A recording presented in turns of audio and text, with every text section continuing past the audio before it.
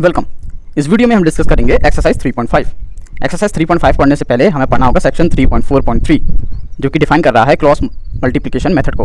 Cross multiplication method linear equations के set को use करने का एक मेथड होता है। जिस तरह हमने सब्स्टिट्यूशन मेथड पढ़ा, एलिमिनेशन मेथड पढ़ा, उसी तरह क्रॉस मल्टीप्लिकेशन मेथड भी लीनियर इक्वेशंस के सेट को सॉल्व करने के लिए यूज़ किया जाता है।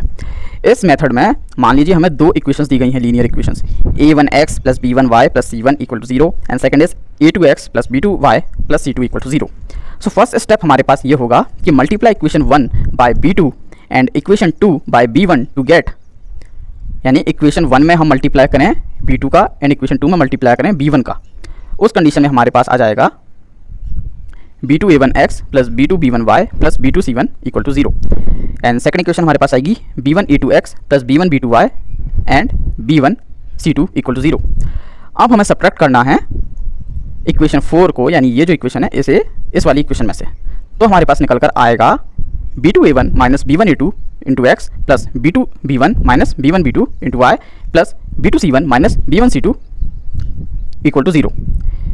जब ये आ जाएगा तो हम ऑब्जर्व करेंगे कि c1 जो है उसकी वैल्यू है k × c2, that is c1/c2 will be equal to k।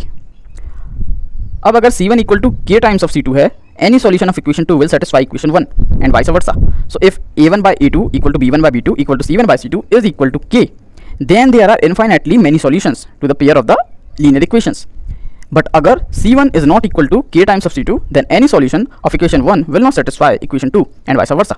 So we can summarize this as when a1/a2 is not equal to b1/b2, we get a unique solution, जो कि हमें already पता है। Second case a1/a2 = b1/b2 = c1/c2, अगर ऐसा होता है तो there are infinitely many solutions, ये भी हमें पता है। इसके बाद third case a1/a2 = b1/b2 but not equal to c1/c2, then there are no solutions, ये भी हमें पता है। इस कंडीशन में इंटरसेक्शन होता है लाइन्स का, इस कंडीशन में लाइन कोइंसाइड करती हैं, इस कंडीशन में लाइन्स पैरेलल होती हैं। हमें ये तीनों केस पहले की एक्सरसाइज से पता है ऑलरेडी। अब अगर ये जो हमने मल्टीप्लिकेशन किया था इक्वेशंस का, अगर हम इसको एक अलग एंगल से देखें तो हमें देखने को मिलेगा कि एक तरह से क्रॉस मल्टीप्लिकेशन हो रहा है कोफिशिएंट्स का। कैसे? अगर हम x अपॉन समथिंग के बेसिस पर लिखें तो हम लिख सकते हैं x upon b1 c2 minus b2 c1, y upon c1 a2 minus c2 a1 equal to 1, यानी constant upon a1 b2 minus a2 b1। अगर हम इसको डायग्रामेटिकली देखें तो आपको दिखेगा x y एंड कॉन्स्टेंट 1। यहाँ पर b1 का मल्टीप्लाई हो रहा है c2 से, b2 का मल्टीप्लाई हो रहा है c1 से, c1 का मल्टीप्लाई हो रहा है a2 से, c2 का मल्टीप्लाई हो रहा है a1 से, a1 का मल्टीप्लाई हो रहा है b2 से एंड a2 का मल्टीप्लाई हो रहा है b1 से। यानी कि आपको क्रॉस शेप दिख रहा होगा, और ये क्रॉस शेप करने पर b1 c2 आता है जो कि यहाँ पर है, ये क्रॉस मल्टीप्लाई करने पर b2 c1 आता है जो कि यहाँ पर है।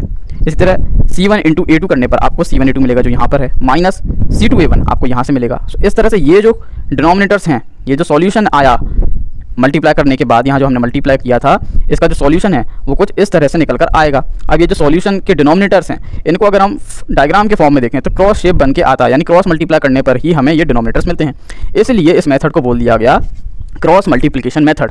The arrows between the two numbers indicate that they are to be multiplied and the second product is to be subtracted from the first, यानी कि b1 c2 minus b2 c1, यानी फर्स्ट ये वाला मल्टीप्लाई किया जाएगा, then उसमें से subtract होगा ये वाला, यानी फर्स्ट हम ये वाला करेंगे मल्टीप्लाई, इसके बाद हम ये वाला करेंगे सब्ट्रैक्ट उसमें से।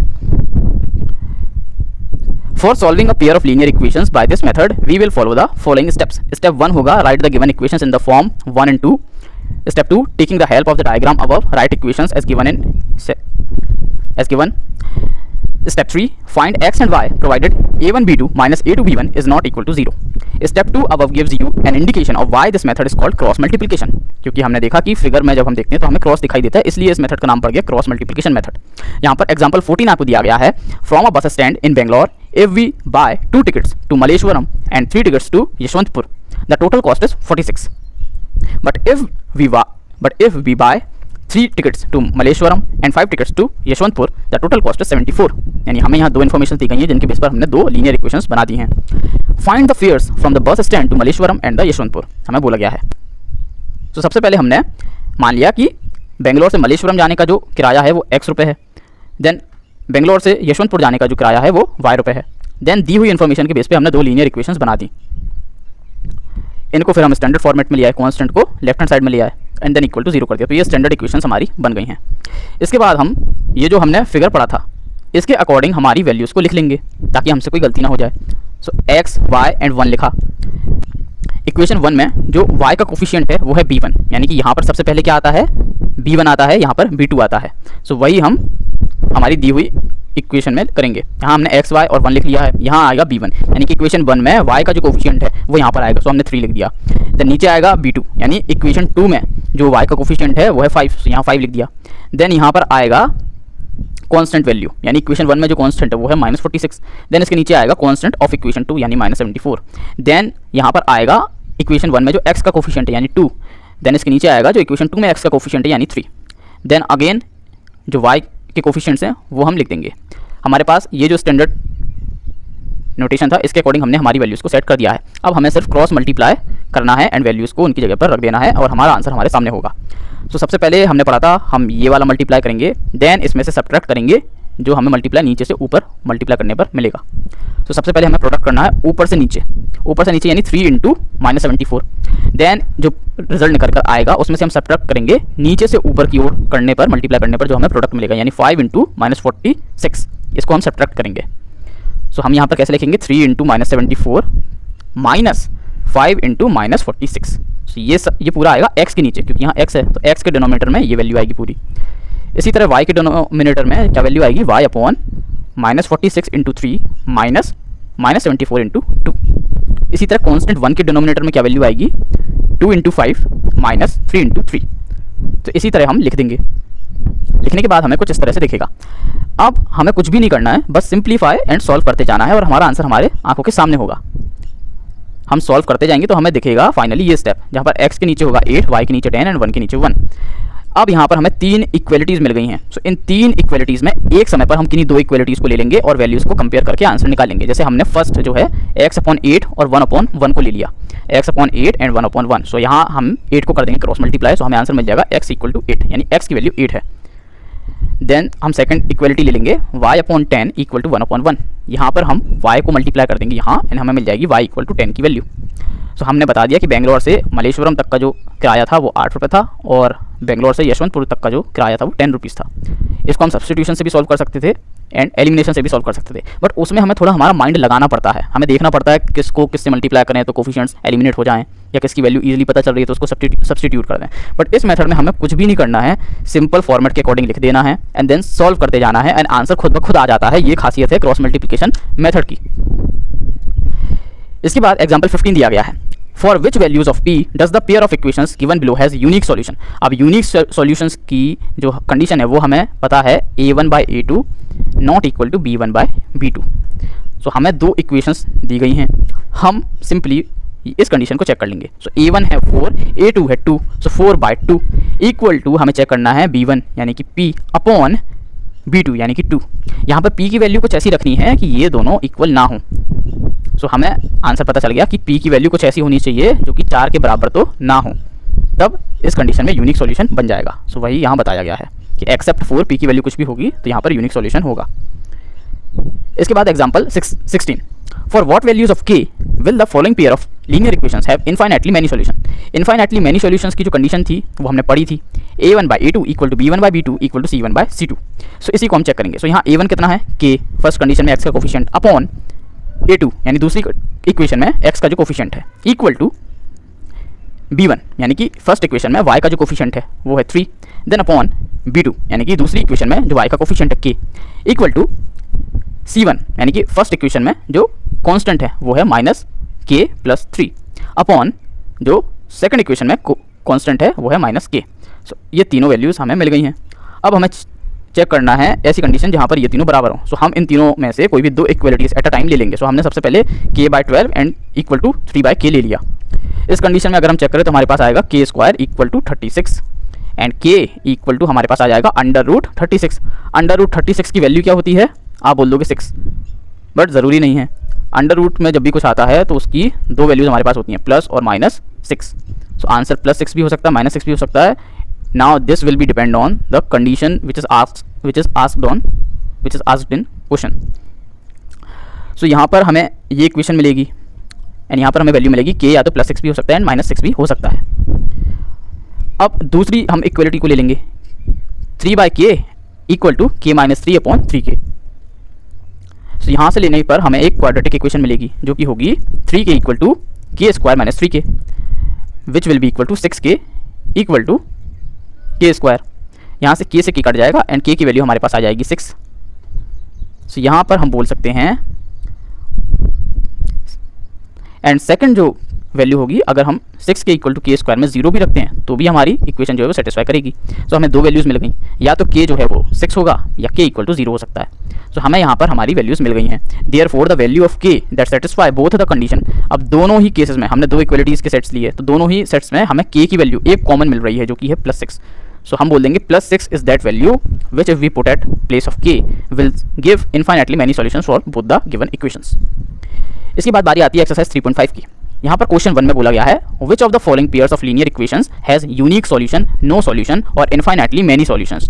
इन case there is a unique solution find it by using cross multiplication method. So यहाँ पर आपको सेट्स दिए गए हैं इक्वेशंस के, लीनियर इक्वेशंस के, आपको बताना है कि उनमें यूनिक सॉल्यूशन है, इनफाइनाइटली मेनी सॉल्यूशंस हैं, या फिर कोई भी सॉल्यूशन नहीं है। और अगर यूनिक सॉल्यूशन है तो उसे क्रॉस मल्टीप्लिकेशन मेथड का यूज करके पता करना है। क्वेश्चन 2 में बोला गया है for which values of a and b does the following pair of linear equations have infinitely many solutions. So ये आपको पता है किस तरह से करते हैं। इनफाइनाइटली मेनी सॉल्यूशंस की कंडीशन क्या होती है, a1/a2 equal to b1/b2 equal to c1/c2। So इस कंडीशन को आपको यहाँ सेटिस्फाई करवाना है।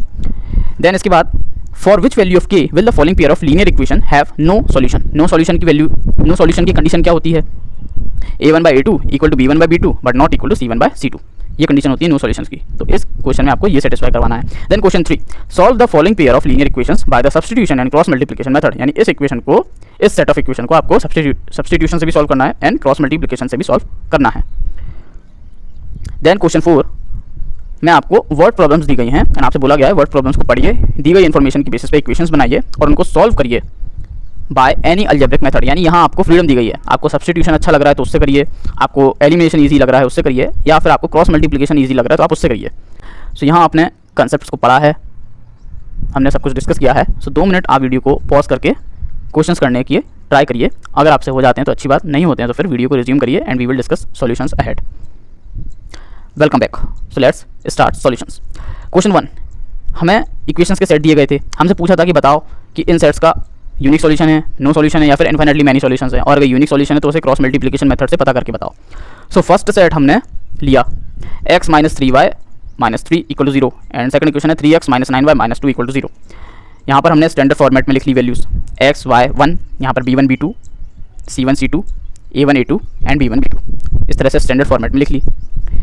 अब हमने कोफिशिएंट्स को कंपेयर किया सबसे पहले। जो सो हमें देखने को मिला a1/a2 is 1/3, b1/b2 is -3/-9 and c1/c2 is -3/-2। So यहाँ हमें देखने को मिला a1/a2 equal to b1/b2 but not equal to c1/c2।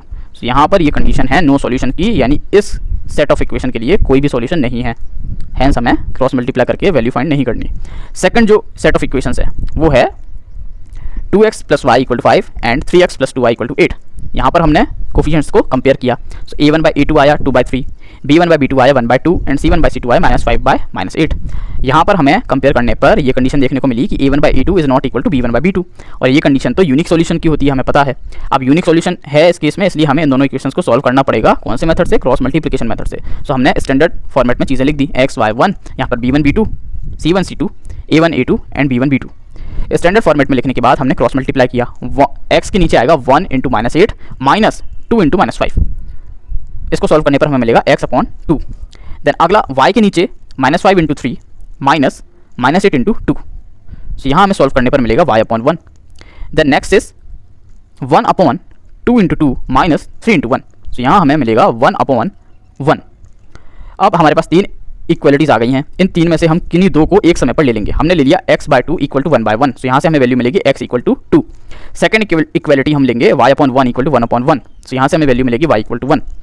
So इस तरह से हमने x और y की वैल्यू यहाँ फाइंड आउट कर लिए क्रॉस मल्टीप्लिकेशन मेथड का यूज़ करके। इसके बाद जो सेट ऑफ इक्वेशन दिया गया हमें 3x - 5y इक्वल टू 20। सो 20 को हम लेफ्ट हैंड साइड लाएंगे, सो हो जाएगा हमारे पास 3x - 5y - 20 equal to 0, standard format में आ गई। इसी तरह 6x - 10y - 40 equal to 0, standard format में। इसके बाद हम कोफिशिएंट्स को करेंगे कंपेयर। a1/a2 हमारे पास आएगा 3/6 यानी 1/2, b1/b2 आएगा -5/-10 यानी कि 1/2, c1/c2 आएगा हमारे पास -20/-40 यानी कि 1/2। सो तीनों ही जो फ्रैक्शंस हैं वो बराबर हैं and this condition is of infinitely many solutions. जैसा कि हमें पता है, बट हमें क्रॉस मल्टीप्लाई सिर्फ तभी लगाना था जब यूनिक सॉल्यूशन होता, तो हम सिर्फ ये बता देंगे कि इनफाइनाइट मैनी सॉल्यूशंस हैं एंड बस। इसके बाद अगली जो सेट ऑफ इक्वेशन दी गई है हमें वो है x minus 3y minus 7 equal to 0 and 3x minus 3y minus 15 equal to 0। यहाँ पर भी हम कोफिशिएंट्स को कंपेयर करेंगे। a1/a2 हमारे पास आएगा 1/3, b1/b2 हमारे पास आएगा माइनस 3/-3 एंड c1/c2 हमारे पास आएगा माइनस 7/-15। यहाँ पर कोफिशिएंट्स को कंपेयर करने पर हमें पता चलेगा a1/a2 is not equal to b1/b2 and this condition is of unique solution, hence we have to use cross multiplication method to find out the value of x and y। So हमने standard format में values लिखी x, y1, यहाँ पर b1b2, c1c2, a1a2 and b1b2। इसके बाद हमने cross multiply किया, x के नीचे आएगा -3 इंटू -15 -3 इंटू -7। सॉल्व करने पर आपको मिलेगा x/24। देन y के नीचे आप लिखेंगे -7 इंटू 3 -15 इंटू 1। सॉल्व करने पर आपको मिलेगा y/-16। देन 1 के नीचे आप लिखेंगे 1 इंटू -3 -3 इंटू -3। सॉल्व करने पर आपको मिलेगा 1/6। अब आपके पास तीन इक्वलिटीज़ आ गई हैं। इन तीन इक्वलिटीज़ में आप कोई भी दो एट अ टाइम ले लेंगे। तो हमने x/24 इक्वल टू 1/6 ले ली। यहाँ पर हमें सिंप्लीफाई करने पर मिलेगा 24/6 यानी कि 4, यानी x की वैल्यू हमारे पास 4 निकल कर आई। इसी तरह हम दूसरी इक्वलिटी लेंगे y/-16 इक्वल टू 1/6। 16 ऊपर जाएगा -16, सो हमारे पास आएगा 2 3 एंड 2 8 सो -8/3। सो हमारे पास x की वैल्यू आई है 4 एंड y की वैल्यू आई है -8/3। सो इस तरह हमने क्रॉस मल्टीप्लिकेशन मेथड का यूज़ करके x और y की वैल्यू फाइंड आउट की। इसके बाद जो क्वेश्चन 2 है उसमें हमें बोला गया था कि a और b की वो वैल्यू बताओ जिसके लिए दिए गए सेट ऑफ इक्वेशंस में इनफाइनाइटली मेनी सॉल्यूशंस हों। सो हमें इक्वेशन दी थी पहली 2x + 3y = 7 एंड दूसरी दी थी a - b × x + a + b × y = 3a + b - 2। अब इसको स्टैंडर्ड इक्वेशन में हम ले आएंगे फॉर्मेट में। सो ये जो कांस्टेंट वैल्यू हैं ये लेफ्ट हैंड साइड में हम ले आएंगे। देन हम करेंगे कोफिशिएंट्स को कंपेयर। हमें पता है इनफाइनाइटली मेनी सॉल्यूशंस की कंडीशन क्या होती है, a1/a2 = b1/b2 = c1/c2। सो a1/a2 करने पर हमें मिलेगा 2/a - b, b1/b2 करने पर हमें मिलेगा 3/a + b एंड c1/c2 करने पर हमें मिलेगा -7/2 - 3a - b। अब हमारे पास तीन इक्वलिटीज़ हैं, हम तीन में से कोई भी दो इक्वलिटीज़ एट अ टाइम ले लेंगे। सो हमने सबसे पहले ली 2/a - b = 3/a + b। यहाँ पर हमें क्रॉस मल्टीप्लाई एंड सिंप्लीफाई करने पर मिलेगा 2a + 2b = 3a - 3b, यानी कि 5b = a, यानी a की वैल्यू हमें यहाँ से मिल गई, a = 5 टाइम्स ऑफ b। इसके बाद हम दूसरी इक्वलिटी लेंगे 3/a + b = -7/2 - 3a - b। यहाँ पर हम a की जगह 5b को रख देंगे क्योंकि a = 5b। सो यहाँ भी हमने a की जगह 5b रखा एंड यहाँ भी a की जगह हमने 5b रखा एंड देन सॉल्व किया।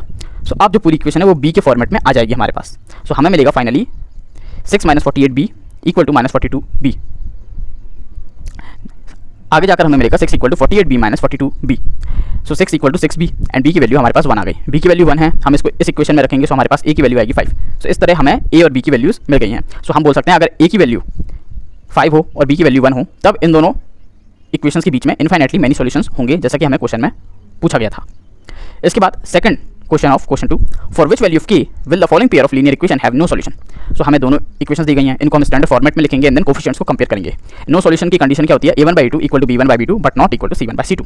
सो यहाँ पर हमें a1/a2 करने पर मिलेगा 3/2k - 1, b1/b2 करने पर हमें मिलेगा 1/k - 1 एंड c1/c2 हमें करने पर मिलेगा -1/-2k - 1। यहाँ पर हमें तीन इक्वलिटीज़ मिल गई हैं। इन तीन में से हम कोई भी दो इक्वलिटीज़ एट अ टाइम लेकर उनको सॉल्व करेंगे। सो हमने सबसे पहले लिया 3/2k - 1 = 1/k - 1। Cross multiply and simplify करने के बाद हमें मिलेगा 3k - 3 = 2k - 1 एंड k की वैल्यू हमें यहाँ से मिलेगी 2। इसके बाद हम इस इक्वलिटी कंडीशन को ले लेंगे, यानी कि 3/2k - 1 not equal to -1/2k - 1। सो हमें देखने को मिलेगा 3/4 - 1 नॉट इक्वल टू -1/-2 × 2 - 1, यानी k की जगह हमने ये जो k की वैल्यू पता की थी इसको रख के देखा कि ये जो अनइक्वलिटी की कंडीशन है ये सेटिस्फाई हो रही है या नहीं। सो यहाँ पर हमें देखने को मिला कि इक्वलिटी की कंडीशन सेटिस्फाई नहीं हो रही है, यानी कि ये दोनों फ्रैक्शंस इक्वल नहीं है जैसा कि होना चाहिए नो सॉल्यूशन के केस में। फिर हमने सेकंड चेक लगाया, हमने इस इक्वलिटी और इस फ्रैक्शन और इस फ्रैक्शन के बीच इक्वलिटी की कंडीशन को चेक किया। यहाँ पर भी हमने k की वैल्यू रखी तो हमें दोनों फ्रैक्शंस इक्वल नहीं मिल रहे जैसा कि होना चाहिए नो सॉल्यूशन के केस में। सो हैंस हम कह सकते हैं अगर k की वैल्यू 2 होगी तो इन दोनों इक्वेशंस के बीच में कोई भी सॉल्यूशन नहीं होगा। इसके बाद question 3, solve the following pair of linear equations by substitution and cross multiplication. So यहाँ पर हमें दो इक्वेशंस दी गई हैं 8x + 5y = 9 and 3x + 2y = 4। सो सबसे पहले हमने इक्वेशंस को लिखा। सबसे पहले हम लगा रहे हैं सब्स्टिट्यूशन मेथड। तो सब्स्टिट्यूशन मेथड लगाने के लिए हमने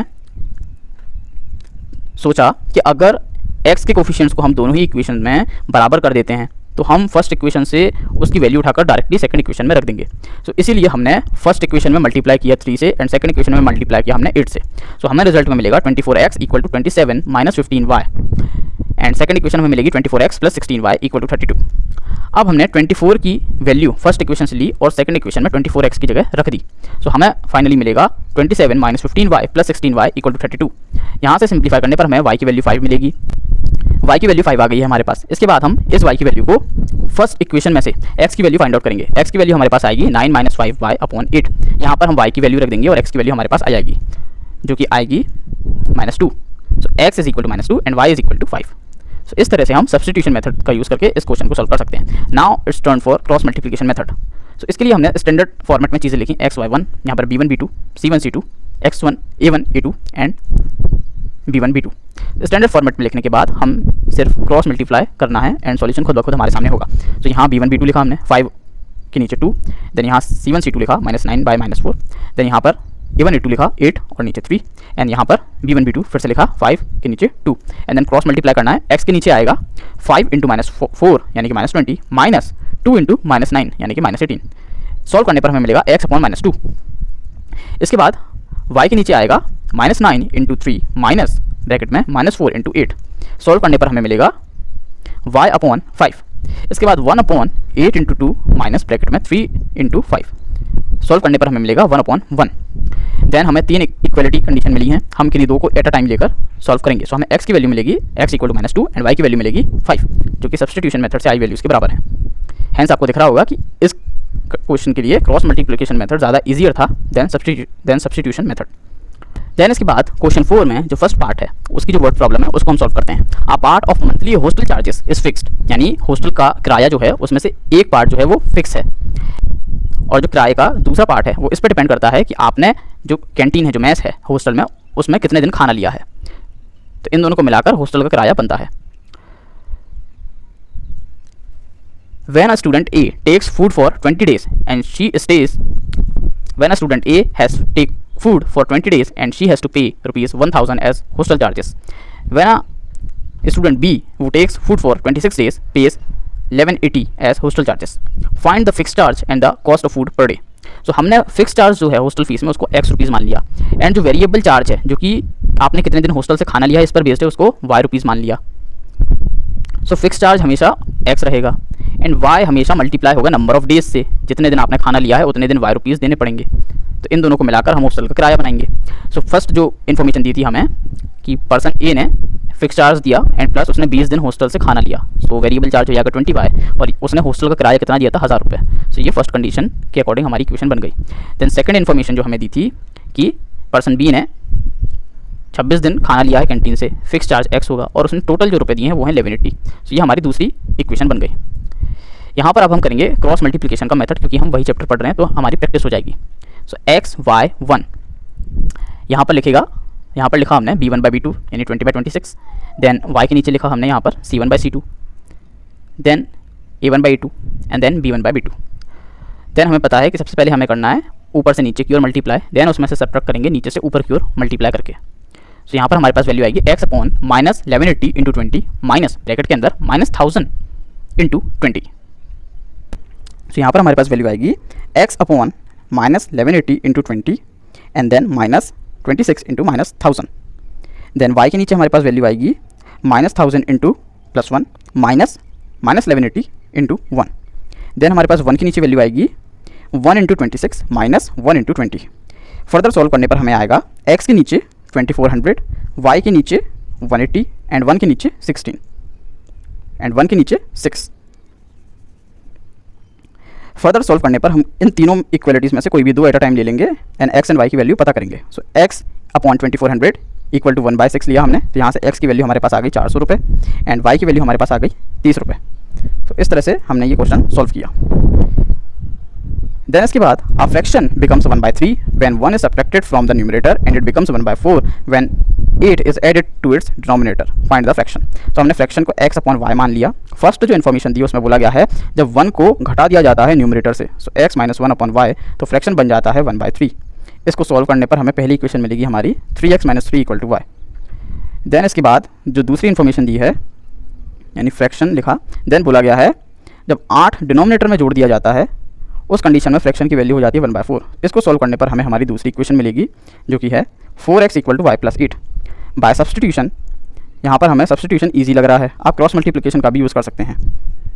क्रॉस मल्टीप्लाई करने के लिए आप क्या करेंगे, x y 1, b1 first equation में क्या है, b1 है -1, b2 सेकंड इक्वेशन में क्या है -1, देन c1 क्या है फर्स्ट इक्वेशन में -3 एंड c2 क्या है सेकंड इक्वेशन में -8, देन a1 क्या है फर्स्ट इक्वेशन में 3, देन a2 क्या है सेकंड इक्वेशन में 4, then again b1 b2 as -1 and -1। अब हमें क्रॉस मल्टीप्लाई करना पड़ेगा, -1 × -8 विल बी 8 माइनस ब्रैकेट में -1 × -3 यानी 3। सो हमारे पास x के नीचे आएगा 5, देन y के नीचे आएगा -3 × 4 यानी -12 माइनस ब्रैकेट में -8 × 3 यानी -24। सो +24 हो जाएगा, 24 में से 12 गया तो 12, y के नीचे 12। देन कांस्टेंट के नीचे आएगा 1/3 × -1 यानी -3 एंड 4 माइनस ब्रैकेट में 4 × -1 यानी कि -4। सो 4 - 3 1/1। सो हमारे पास वैल्यू आएगी x/5 y/12 एंड 1/1। सो हमारे पास यहाँ से निकल कर आएगा x = 5 एंड y = 12। आप सब्सटीट्यूशन से भी सॉल्व करेंगे तो आपको सेम वैल्यूज़ मिलेंगी जैसा कि आपको दिख रहा है। सो आप कोई भी मेथड यूज़ कर सकते हैं, आपकी मर्जी है। इसके बाद थर्ड क्वेश्चन, यश ने एक टेस्ट दिया और उसके 40 मार्क्स आते हैं। इस टेस्ट में हर सही आंसर देने पर यश को 3 नंबर मिले और हर गलत आंसर देने पर 1 नंबर काटा गया। अगर हर सही आंसर देने पर यश को 4 नंबर दिए जाते और हर गलत आंसर देने पर यश के 2 नंबर काटे जाते, उस कंडीशन में यश के 50 मार्क्स आते। तो बताइए कि इस टेस्ट में कितने क्वेश्चंस थे। सो यहाँ पर हमने दी हुई इन्फॉर्मेशन के हिसाब से इक्वेशंस बनाई। हमने करेक्ट जितने आंसर्स दिए गए हैं यश के द्वारा उनको x मान लिया और यश के द्वारा जितने गलत आंसर दिए गए हैं उनको y मान लिया। अब जो इन्फॉर्मेशन हमें दी थी कि अगर हर सही आंसर पर 3 नंबर मिलें और हर गलत आंसर पर 1 नंबर काट दिया जाए यानी -1, इक्वल टू उस कंडीशन में यश के मार्क्स कितने आए हैं 40। सो ये हमारी फर्स्ट इक्वेशन बन गई। सेकंड जो इन्फॉर्मेशन हमें दी थी कि अगर हर सही आंसर देने पर यश को 4 नंबर मिलते यानी +4x एंड हर गलत आंसर देने पर यश के 2 नंबर काटे जाते, गलत आंसर y कितने काटे जाते -2, सो 4x - 2, तो यश के कितने मार्क्स आते 50। सो ये हमारी सेकंड इक्वेशन बन गई। अब आपके ऊपर है, आप सब्स्टिट्यूशन यूज़ करिए, एलिमिनेशन यूज़ करिए या क्रॉस मल्टीप्लिकेशन यूज़ करिए, आंसर सेम आएगा। सो यहाँ पर हमने सबसे पहले जो फर्स्ट इक्वेशन है इसमें 2 का मल्टीप्लाई किया, सो हमारे पास निकल कर आया 6x - 80 = 2y। Then second equation में हमने 2y की वैल्यू एक तरफ कर ली, हमारे पास सेकंड इक्वेशन निकल कर आ गई 4x - 50 = 2y। Then first equation से हमें 2y की वैल्यू मिल गई है 6x - 80। सो इस 2y की जगह सेकंड इक्वेशन में हमने इसकी वैल्यू रख दी 6x - 80। देन फर्दर सॉल्व किया हमने एंड हमें वैल्यू मिल गई x की एज 15 एंड इस x की वैल्यू को हमने इस इक्वेशन में रख दिया तो हमें यहाँ से y की वैल्यू मिल जाएगी एज 5। तो हमें पता चल गया कि सही जो आंसर्स थे वो थे 15 एंड जो गलत आंसर्स थे वो थे 5। so, इस तरह से टोटल जो नंबर ऑफ क्वेश्चंस होंगे वो कितने होंगे 20। तो इस टेस्ट में 20 क्वेश्चंस रहे होंगे। यहाँ पर हमें इस क्वेश्चन में बोला गया है कि 2 पॉइंट्स हैं A एंड B, ये दोनों 100 किलोमीटर अपार्ट हैं यानी 100 किलोमीटर दूर हैं। अब पहले केस में 2 कार्स हैं, एक कार A से शुरू करती है, एक कार पॉइंट B से शुरू करती है। फर्स्ट केस में दोनों कार एक ही डायरेक्शन में चलना शुरू करती हैं। अगर इस तरह से वो चलती हैं, दोनों कार्स की स्पीड अलग अलग है। अगर इस तरह से वो एक ही डायरेक्शन में चलती हैं तो दोनों कार 5 घंटे बाद जाकर मिल जाती हैं। फिर दूसरा केस है जब दोनों कार्स एक दूसरे की तरफ चलना शुरू करती हैं यानी अपोजिट डायरेक्शंस में, उस कंडीशन में ये दोनों कार 1 घंटे बाद जाकर मिल जाती हैं। तो हमसे पूछा गया है कि दोनों कार्स की स्पीड आप बताइए। तो हमें पता है कि डिस्टेंस होता है स्पीड इनटू टाइम। हमने फर्स्ट कार की जो स्पीड है उसे मान लिया है x एंड दूसरी कार की जो स्पीड है उसे मान लिया है y km/h में। अब हमें पता है कि जब दोनों कार सेम डायरेक्शन में जा रही थी, ये A कार थी या B कार थी, दोनों के बीच 100 किलोमीटर डिस्टेंस ऑलरेडी है। तो हमें पता है 5 घंटे में ये जो कार है B ये कितना चल लेगी 5y। वहीं पर उन्हीं 5 घंटों में अगर कार A को कार B से मिलना है तो उसे अपनी स्पीड B की स्पीड से ज़्यादा करनी होगी और उसे कितना डिस्टेंस चलना होगा 5 घंटे में x की स्पीड अगर कार A की स्पीड x है तो वो 5 घंटों में कितना डिस्टेंस कवर करेगा 5x और प्लस ये जो बीच का डिस्टेंस था 100 उसे ये भी कवर करना है। तो कार A को 100 kilometre plus 5 × x distance cover करना है, तब जाकर वो कार B से मिल पाएगा। और कार B जिसकी स्पीड y km/h है उसे सिर्फ कितना डिस्टेंस चलना होगा 5 आवर्स में 5 × y। तो हमें पहली इक्वेशन हमारी यहाँ से मिल गई कि 100 + 5x will be equal to 5y। जब ऐसा होगा तभी ये दोनों कार्स जब सेम डायरेक्शन में चलेंगी तब जाकर वो 5 घंटे बाद एक दूसरे से मिल पाएंगी। तो इसको सिंप्लीफाई करने पर हमें हमारी पहली इक्वेशन मिल जाएगी 5y minus 5x equal to -100। अब हमें बताया गया क्वेश्चन में कि जब दोनों कार अपोजिट डायरेक्शन में चलती हैं तो वो 1 घंटे बाद आकर मिल जाती हैं। सो इस 1 घंटे में जो पॉइंट ए से कार चली थी वो कितना चलेगी, उसकी स्पीड थी x, 1 घंटे में चलेगी speed into time equal to distance यानी x किलोमीटर। वहीं पर जो पॉइंट बी से चलने वाली कार थी जिसकी speed y kilometre per hour थी वो 1 घंटे में कितना चलेगी, स्पीड इंटू टाइम यानी y इंटू 1। अब हमने माना कि दोनों कार्स जो हैं इनके बीच टोटल डिस्टेंस था 100, ये इस पॉइंट पर आकर मिल गई। इस पॉइंट का डिस्टेंस हमने मान लिया कि पॉइंट ए से कितना है d किलोमीटर, पॉइंट बी से ये डिस्टेंस कितना हो जाएगा 100 माइनस d किलोमीटर। अब हमें अगर दोनों कार को मिलवाना है 1 घंटे बाद तो ये तभी पॉसिबल है जब कार ए के द्वारा चला गया डिस्टेंस कार बी के द्वारा चलेगा डिस्टेंस के बराबर हो जाएगा, और ऐसा तभी होगा जब x will be equal to 100 minus y। तो यहाँ से हमें दूसरी इक्वेशन मिल गई हमारी। सिंप्लीफाई करने पर हमें मिलेगा x plus y equal to 100। हमारे पास दोनों इक्वेशंस आ गई हैं हमारी। अब हम इन दोनों को सॉल्व करेंगे। हमें मिलेगा y plus 20 equal to x। Put in equation 2, यानी यहाँ पर हमने x की वैल्यू निकाली इक्वेशन 1 से, x equal to y plus 20, and then second equation में हमने पुट कर दिया। सो हमें y की वैल्यू मिल जाएगी 40। इस y की वैल्यू को हम इस इक्वेशन में पुट करेंगे, हमें x की वैल्यू मिल जाएगी। सो x की वैल्यू हमें मिल जाएगी 60। सो इस तरह से हम बता सकते हैं कि x जो है यानी कार ए की जो स्पीड है वो रही होगी 60 किलोमीटर पर आवर, और जो कार बी है जिसकी स्पीड थी y वो रही होगी 40 किलोमीटर पर आवर। सो इस तरह से हमने ये क्वेश्चन सॉल्व कर दिया। इसके बाद अगला question, the area of a rectangle gets reduced by 9 square units if its length is reduced by 5 units and breadth is increased by 3 units. यानी पहले एक रेक्टेंगल था जिसकी लेंथ l होगी और ब्रेथ b होगी। इसका एरिया कुछ रहा होगा a जो कि होगा l इंटू बी। फिर इन्होंने क्या किया कि इसकी जो लेंथ है उसको 5 यूनिट घटा दिया, यानी अब लेंथ हो गई l माइनस 5, एंड जो ब्रेथ है उसको 3 यूनिट बढ़ा दिया, यानी ब्रेथ हो गई b प्लस 3। और फिर एरिया निकाला तो जो एरिया निकल कर आया वो ओरिजिनल एरिया से कितना कम था, 9 यूनिट्स, यानी a माइनस 9 हो गया अब एरिया। फिर सेकंड इन्होंने इन्फॉर्मेशन दी है if we increase the length by 3 units, यानी अगर हम लेंथ को 3 कर दें, 3 बढ़ा दें, l प्लस 3 कर दें, और ब्रेथ को अगर हम 2 यूनिट्स बढ़ा दें यानी b प्लस 2 कर दें, तब जो एरिया निकल कर आएगा वो 67 स्क्वायर यूनिट ज़्यादा होगा ओरिजिनल एरिया से। तो ये दो इन्फॉर्मेशन हमें दी गई हैं। हमसे पूछा गया है कि इस रेक्टेंगल के डायमेंशंस को पता करिए। सो हमने ओरिजिनली मान लिया कि area of the rectangle is equal to x into y. X जो है वो लेंथ मान ली हमने, और ब्रेथ x जो है वो हमने लेंथ मान ली है रेक्टेंगल की, और जो ब्रेथ है उसको y मान लिया है। तो यहाँ पर हमने जो ओरिजिनल एरिया अज्यूम किया वो कितना होगा, लेंथ इंटू ब्रेथ यानी x इंटू वाई, जो कि हमने a मान लिया। इसके बाद इन्होंने बोला कि अगर हम लेंथ को 5 यूनिट घटा दें यानी x माइनस 5 कर दें, एंड ब्रेथ को 3 यूनिट बढ़ा दें यानी y प्लस 3 कर दें, उस कंडीशन में जो एरिया निकल कर आएगा वो ओरिजिनल एरिया से 9 यूनिट्स कम होगा। सो हमने मल्टीप्लाई किया, सो हमारे पास आया x into y plus 3x minus 5y minus 15। This will be equal to original area यानी एक्स वाई से 9 यूनिट कम यानी एक्स वाई माइनस 9। सो हमने वो रख दिया। जब हमने सिंप्लीफाई किया तो एक्स वाई कट गए, दोनों तरफ कैंसिल आउट हो गए। हमारे पास एक इक्वेशन निकल कर आई जो कि है 6 equal to 3x minus 5y। सो ये हमारी इक्वेशन 1 हो गई। देन जो दूसरा इन्फॉर्मेशन दिया था हमें कि अगर हम रेक्टेंगल की लेंथ को 3 यूनिट बढ़ा दें और ब्रेथ को 2 यूनिट बढ़ा दें, उस कंडीशन में जो एरिया है वो ओरिजिनल एरिया से 67 यूनिट्स ज़्यादा हो जाएगा। सो हमने लेंथ को 3 यूनिट बढ़ाया x प्लस 3 एंड ब्रेथ को 2 यूनिट बढ़ाया y प्लस 2 इक्वल टू ये हो जाएगा ओरिजिनल एरिया एक्स वाई से 67 यूनिट ज़्यादा यानी एक्स वाई प्लस 67। तो यहाँ हमने वैल्यू रख दी। इसको जब हमने सिंप्लीफाई किया तो हमें एक इक्वेशन मिलेगी 2x plus 3y equal to 61। ये हमारी इक्वेशन 2 हो गई। अब इन दोनों इक्वेशंस को आप जो मर्जी सॉल्यूशन हो, जो मर्जी मेथड है उससे आप सॉल्व कर सकते हैं, एलिमिनेशन, सब्स्टिट्यूशन या फिर क्रॉस मल्टीप्लिकेशन। तो यहाँ हम एलिमिनेशन का यूज़ करते हैं। हमने फर्स्ट इक्वेशन में मल्टीप्लाई किया 2 से एंड सेकंड इक्वेशन में मल्टीप्लाई किया 3 से, ताकि x के जो कोफिशिएंट हैं वो सेम हो जाएं। सो फर्स्ट इक्वेशन हमारे पास निकल कर आ जाएगी 6x minus 10y equal to 12, and second equation हमारे पास निकल कर आएगी 6x plus 9y equal to 183। हम साइन चेंज करेंगे, minus 6x minus 9y minus 183। So इस तरह x के जो कोफिशिएंट हैं वो अपोजिट नेचर के हो गए और कैंसिल आउट हो गए। नाउ हमारे पास बचा minus 19y equal to minus 171। So यहाँ पर हमने डिवीजन किया, सिंप्लीफाई किया, हमारे पास निकल कर आया y इक्वल टू 9, यानी इस रेक्टेंगल की ब्रेथ कितनी होगी 9। फिर हमने इस y की वैल्यू को किन्हीं भी दो में से एक इक्वेशन में रख दिया। सो वहाँ से हमारे पास x की वैल्यू निकल कर आई 17। सो हमें पता चल गया इस रेक्टेंगल की जो लेंथ रही होगी वो होगी 17 और जो ब्रेथ रही होगी वो होगी 9। तो इस तरह से ये क्वेश्चन भी हमने सॉल्व कर दिया है। सो यहाँ हमने एक्सरसाइज 3.5 कंप्लीट की। आई होप आपको कंसेप्ट समझ में आए हो, क्रॉस मल्टीप्लिकेशन मेथड समझ में आया हो, और जो भी क्वेश्चन सॉल्व किए वो सब आपको अच्छे से समझ में आ गए होंगे।